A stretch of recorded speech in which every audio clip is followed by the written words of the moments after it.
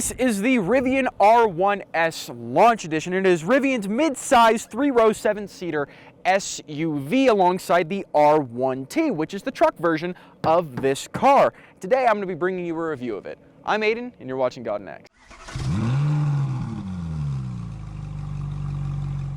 Now, on the front of the Rivian, it's an interesting design. You have these oval headlights with the individual LEDs and the Rivian logo in there, and then this light bar that spans the entire front. It looks really cool at night. You have the Rivian logo here and these two tow hooks on the front right here, just in case your car gets stuck while off-roading it. Now, it's funny that Rivian markets this as an off-roader capable SUV, but it doesn't actually have a steel bash plate down at the bottom, which means if you do hit the front on something hard when coming down off of something, you might break it. But overall, I think the front is a really interesting, futuristic, and modern design from Rivian. Now, as for front cargo space in the Rivian, you get 12 cubic feet of space up here, and then this is where you'll find your wireless portable charger thing that they've put in the front, so you could charge your car on the go.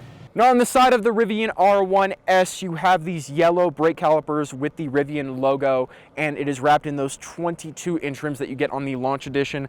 Yellow and silver Rivian badge on the side. The entire design scheme for this and the R1T too is a very boxy look, and I like it. I like it on the Range Rovers. It's just a really good-looking car. Now, when it comes to the driver assistance packages on this car, it is something called Driver Plus. That's the name of the system from Rivian, and it has a bunch of capabilities when it comes to detecting traffic around it and its adaptive cruise control sensors. But with those sensors, you also get massive amount of cameras. Now, moving farther back, you have a bunch of windows, very large, so your passengers can see outside of them. Adds to that more boxy design of the car. Now, when it comes to ground clearance, because Rivian markets this as a off-road capable SUV, you have 14.9 inches of ground clearance. Now, when it comes to the back of the car, you have another rear light bar right here. R1S logo that's silver and yellow to reflect the Rivian colors, and a massive Rivian badge on the back. It's a lot bigger on camera and in photos than it seems. In real life, it's not that tall. Now, you do have a clamshell rear hatch. This part's electric, this part is not. Now, in the back, you have a total of 105 cubic feet of enclosed storage space if you fold down that second row. Something that I find annoying is that I cannot find a switch that allows you to put the third row down electronically. It seems like you have to do that manually, but you can also put down the second row using these buttons on the side right here. And now if you slide this little cover over next to the buttons that fold down the seats, you'll find that you have a 1500 watt outlet and a 180 watt 12 volt socket. You also have another cool feature back here, and if you slide this cover over that's under those outlets, you have a air compressor that's in the car that you could charge up to a certain PSI, fill up bike tires or anything like that, but I've never seen a car with a built-in air compressor before. Now, on the interior of the Rivian R1S, it is really a nice place to be. You have a lot of nice soft leather just about everywhere you're going to be touching. Not much plastics on the inside of this car.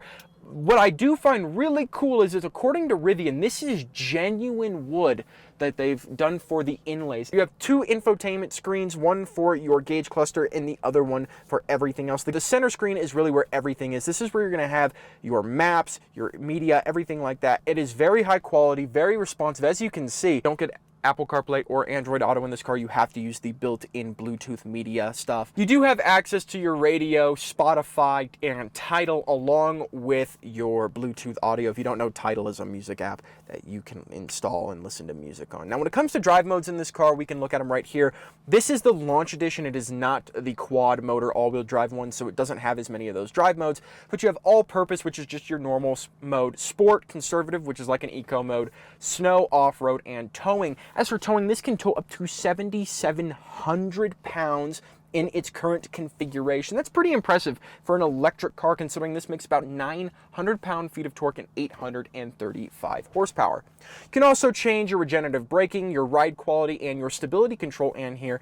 And another cool thing is this has 5 different stages of air suspension settings based on what mode you're in or how it wants to control your aerodynamics. That way you improve your range. The car can automatically adjust between those 5 different air suspension settings. In here you can also control things like your hood opening, your lift gate, car wash mode, which folds in the mirrors and everything like that. And you can control your interior and exterior lighting using this menu right here. Now, another really cool thing about the Rivian R1S and R1T is going to be something called Gear Guard. This actually has things like motion cameras, drive cameras, everything on it. That way you can record different scenarios, whether you're on the road or whether you're off-road. You can record up to 2 terabytes of information and store it in the infotainment system ready to be exported for you. This also has a camping menu where you can turn on the displays, activate the floodlights that are on the mirrors, and even turn off the outlets in the back when you're done using them. This is really just a interesting way of tackling an off-road SUV. They have so many features in here. I really can't wait to see what these are like when they're actually being put to use. Not all of them have been delivered yet, but you're starting to see them more and more on the road. And it's not terribly priced. This one is about $91,800, and you can get them for about as cheap as $79,000, which to me, I thought was a good deal. I thought you were looking at more like Lucid prices, which is into the hundreds of thousands, mid-hundred thousands. But $78,000 for a base version of this car, I don't think is too bad. And like I said, you had your cameras in here for your front view and your side view. You can see you have all these different cameras. Those are used not only for your safety, but for also the drive system in this car for the self-driving purposes as well, which this does have self-driving. It can only do it on major highways or major roads, but when we were driving up here to the mountain at one point, it did give out and say, hey, we don't know what this road is because it's not mapped to the system. So it did turn off my self-driving. Now, one last cool thing I want to mention up front is the fact that Rivian gives you an external Bluetooth speaker. They have thought of every useless feature ever, and this includes an external Bluetooth speaker that you can take out from the middle of the center console right here. It charges using the car's power, and it is a big, beefy Bluetooth speaker that you can use.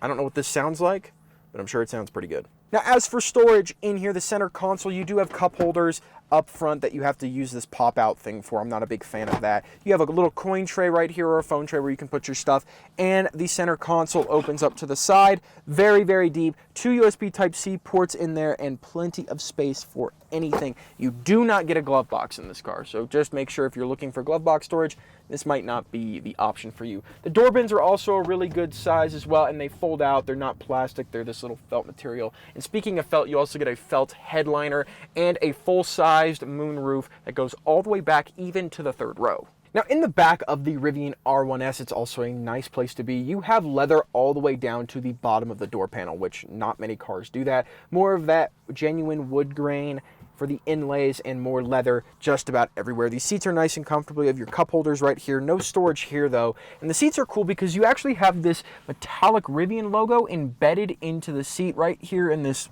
multi-stage design thing they got going on. I love the different colors they've used.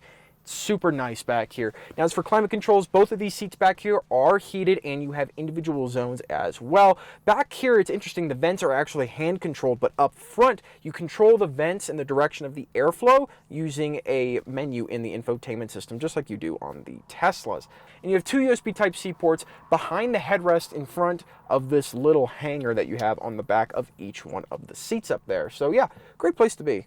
All right, so driving the Rivian R1S, I gotta say, the regenerative braking on this car is aggressive. And that's the standard version, or the standard mode for the regen braking. It gets a lot worse if you set it to high. So doing this, seriously, lurches you into the front of this car. Super, super aggressive. But overall, you're in a really commanding driving position, and it is fast. Rivian quotes about a 3.1 second 0 to 60 on the launch edition of the car. That's pretty good for an SUV that weighs 7,000 pounds for its curb weight.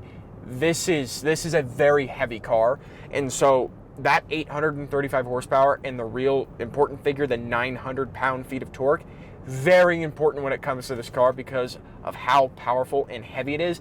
It still moves really well. Range is a little lackluster. I would have thought range would have been a lot better. You get about 320 miles of range from this version, from this trim level. It's not bad, but it is definitely nowhere near the like Tesla Model S or the X Plaid where they're getting up into the near 400 miles of range. But 320, you can't really complain about that. The visibility out of this thing is really good, massive windows. One thing I did wish is that with electric cars in general, just integrate Apple CarPlay and Android Auto. Stop trying to be different from everyone else. I mean, if every other car maker on the planet can do it, Chevy does it and Ford does it, and Ford has electric vehicles, and they put it in their infotainment system, and it's great. Why can't Tesla and Rivian do the same thing? Put Apple CarPlay in there. It doesn't matter if you're trying to create proprietary software. Like, you're making the experience of using this system 1,000 times worse when if they had Apple CarPlay in the first place, they'd be happy with it. And this is a really confusing to use infotainment system at times. So Apple CarPlay is a must for a car like this. It's easy to drive though. Sometimes if you're going fast, it definitely feels its size. Like, don't get me wrong, it doesn't drive like a massive boat, but it definitely drives like a 7,000-pound SUV when I kind of wish it didn't. There's cars that are this size that don't drive this heavy, and the batteries making it this heavy doesn't help its case when it comes to the driving. The body roll is pretty bad. I mean, you turn this thing and it's got some body roll. It doesn't feel the most stable at times. It's like a very undisciplined driving experience. It doesn't handle well. All it has is that electric torque and speed, which kind of makes up for it because it adds a bit of fun to it, but for the most part, no. This does not handle well in any way, shape, or form. But overall, the Rivian R1S it's a great SUV. I don't think for $91,000 you're going to be overpaying for this. There's a lot of gimmicky stuff in here that Rivian's thrown in here to differentiate themselves from the competitors, but for the most part, it's really not that bad. And the driving experience is okay. It just drives like a big SUV. It doesn't feel like a mid-size SUV. It feels like a full size. It feels like I'm driving a Tahoe, not an Explorer. But, you know, it's okay.